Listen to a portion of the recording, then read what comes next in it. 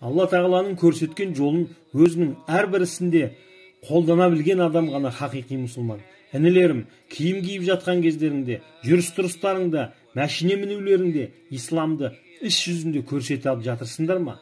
Мысалы, жақсы бір уағыз естиміз, руханиятымызды көтереміз.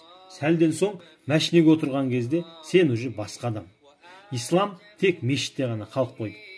Пайғамбарымыз саллаллаху алейхи вассалам былай деді: кімде-кім ля иляха иллаллах кәлимасын өз хаққысымен айтса, жәннатқа кіреді деді.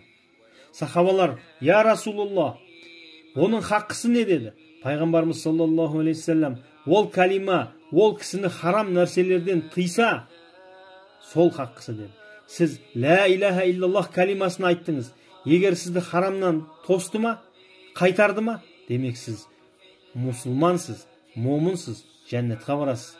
Бағдаршамнан өтіп кету харам еді. Кәлима өтпе деп тұр еді. Сіз өтіп кеттіңіз, теріс іс қылдыңыз.